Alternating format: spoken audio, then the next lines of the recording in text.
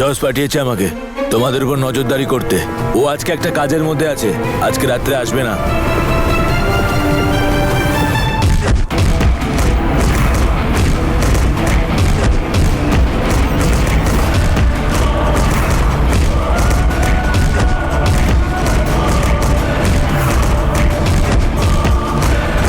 এবার দেখবো যে কাল তুই আমার কি ক্ষতি করিস।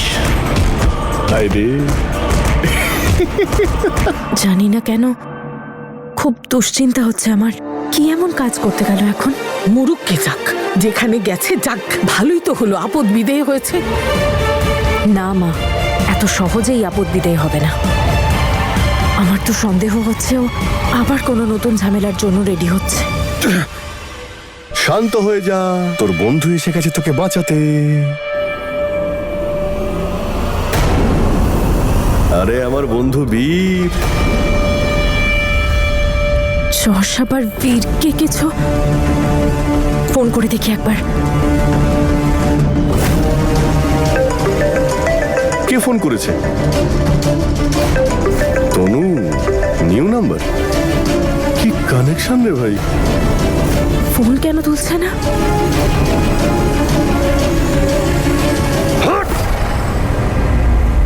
কেটে দিলাম কানেকশন।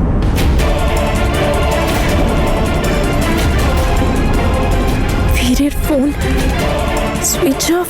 আরে কিসব করছো তোমরা? কোনো বুদ্ধি নেই তোমাদের? তোমরা এত বড় একজন বক্সারকে বেঁধে রেখেছো। আরে আমার বন্ধু, তোমরা কি জানো আমার বিয়েতে কত কাজ করেছিল?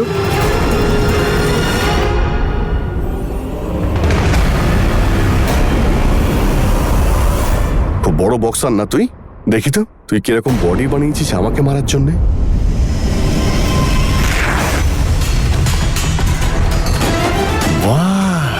হেভি বডি বানিয়েছিস তো। ওই, খুব রাগ হচ্ছে না তোর? তোর মনে হচ্ছে না একবার যদি সুযোগ পাই তাহলে তুই আমাকে একেবারে শেষ করে ফেলবি? আরে যশকে কেউ শেষ করতে পারবে না, বুঝলি? আর বীর, আজকাল কি চলছে? শুনলাম যে তুই নাকি আমার বিরুদ্ধে প্রমাণও জোগাড় করে ফেলেছিস। আমার পিছনে গোয়েন্দাগিরি করছিস। কতবার তোকে বারণ করেছি তুই আমাকে ফলো করবি না। আচ্ছা কি প্রমাণ পেয়েছিস শুনি? ও জানলো কি করে? আচ্ছা ঠিক আছে, প্রমাণ পেয়ে গেছিস, খুব ভালো। তোর কাজ তো হয়নি, কিন্তু আমার কাজ হবে। মুক্তিপণ। তোর বাবার কাছ থেকে মুক্তিপণ চাইবো। তোর বাবা তোকে খুব ভালোবাসে তাই না? আর তাই উনি আমাদের কথা ঠিক শুনবেন। টাকা চাইবো, কর করে টাকা। তারপর যাবে যশ কানাডা। ওই ফোনটা বের কর। বীরের সঙ্গে আমার একটা ভালো করে সেলফি নে। এক সেকেন্ড দাঁড়া দাঁড়া দাঁড়া।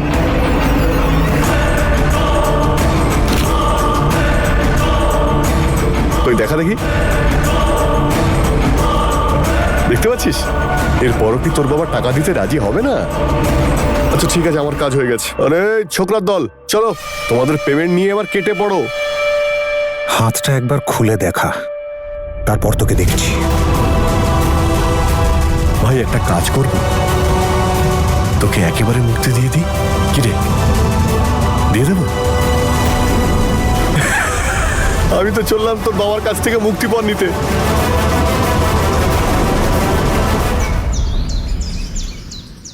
বীর বাইরে যাওয়ার আগে যে করেই হোক ওর সঙ্গেই আমাকে বেরোতে হবে। আজ সারা দিন ওর উপর নজর রাখতে হবে, কোথায় যায়, কার সাথে কথা বলে, কি করে, এ ব্যাপারটা আমাকে ভালো করে খেয়াল রাখতে হবে। যদি আমার আগে বেরিয়ে যায় তাহলে কিন্তু বিরাট বড়।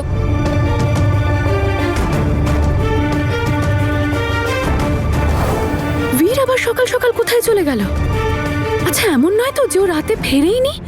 বাইরে গিয়ে আমাকে জিজ্ঞেস করতে হবে। বীর তো এখানেও নেই, আর ওর গাড়িটাও তো নেই। ফোন করি একটা।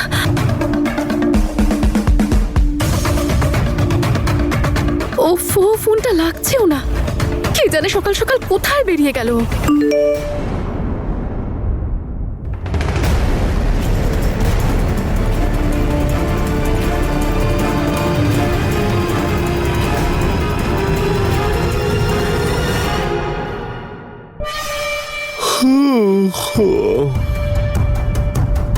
হ্যাঁ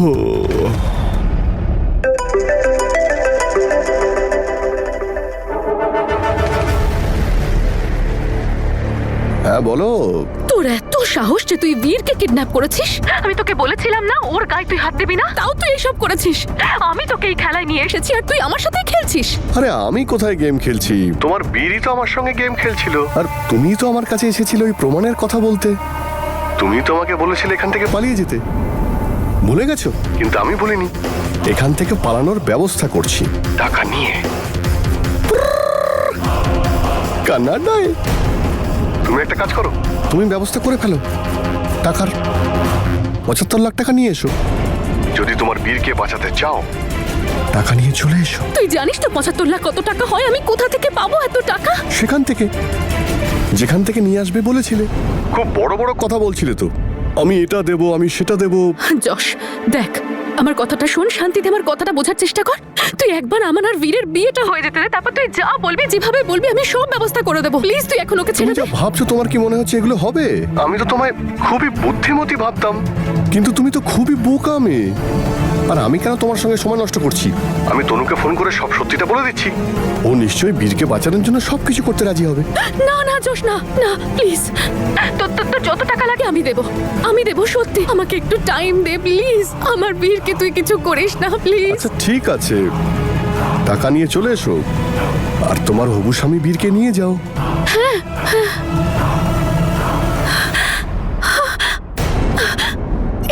বাবা, আমার খোঁড়া গর্তে তো আমিই পড়ে গেলাম। এবার আমি কি করব? কি করে বাঁচাবো বীরকে? কোথা থেকে আনবো এত টাকা? যশ তো খুব সাংঘাতিক, ও সব কিছু করতে পারে। ওই যশ যদি আমার বীরের কোনো ক্ষতি করে দেয় তাহলে।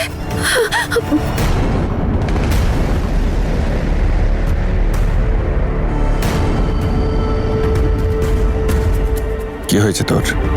কার সাথে কথা বলছিলি? আমি তোকে জিজ্ঞেস করছি, সব ঠিক আছে তো? তনু ভালো আছে? তুই তনুর সাথে কথা বলছিলি না তো? আমি তোর মুখে যশের নাম শুনলাম। আরে বলবি তো কিছু? হ্যাঁ মানে আঙ্কেল, ওই আমি তনুর সাথেই কথা বলছিলাম, জিজ্ঞেস করছিলাম তনুকে যে ওই যশ আবার ওখানে ওকে বিরক্ত করছে না তো। তনু বলল সেরকম কিচ্ছু নয়, ও একদম ঠিক আছে, আপনারা একদম টেনশন করবেন না। আচ্ছা আঙ্কেল, আমি এখন যাই, ওই একাডেমি যেতে হবে আমাকে, আমার অনেক কাজ আছে, লেট হয়ে যাবে।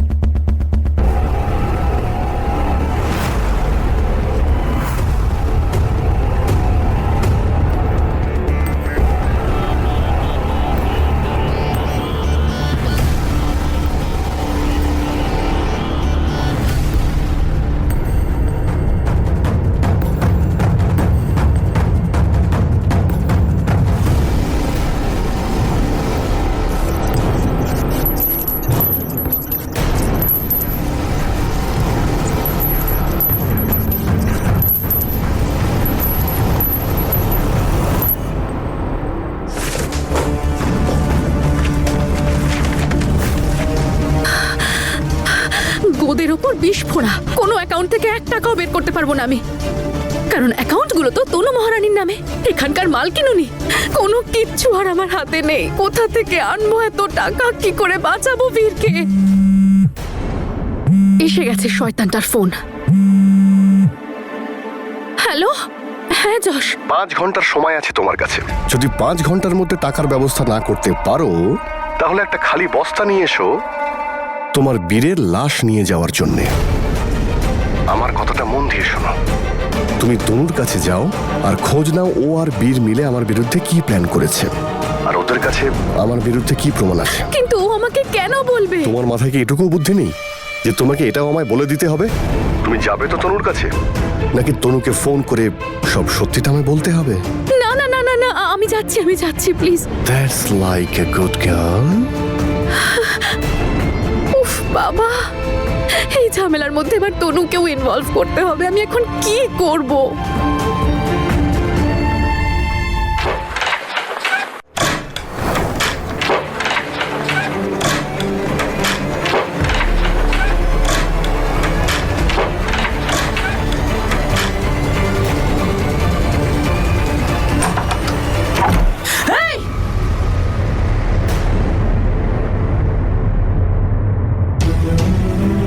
বলো কি করছো তোমরা এসব? তুই এখানে কি করছিস? আর এই তালাটা ভেঙেছিস কেন? মা, বাড়ির বাইরে তালা কেন মেরে রেখেছো? জেঠু, বাবা, অভিরাজ সবাই কোথায় গেল? তোর সেসবে কি হবে? তুই সবকিছু তো ছেড়ে চলে গেছিলি, এখন কি নিতে এসেছিস?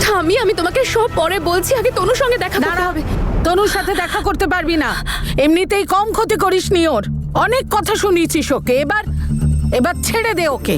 মা, আমি তনুকে বিরক্ত করতে আসিনি, সত্যি ওর সাথে খুব ইম্পর্টেন্ট কথা আছে আমার।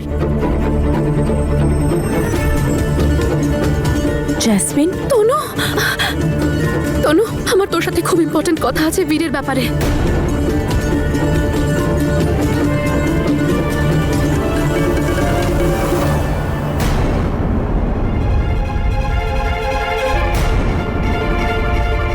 আমার আগেই সন্দেহ হয়েছিল, এই জন্যই কাল যশ বাড়িতে আসেনি।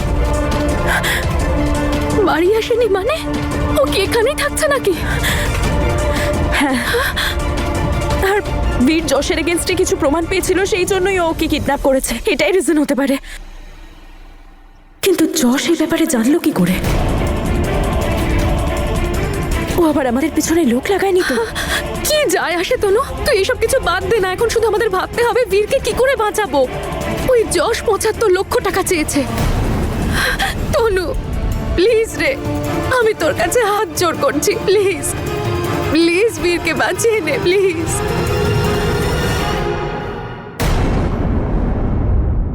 কিন্তু যশ তোকে আমার কাছে কেন পাঠিয়েছে?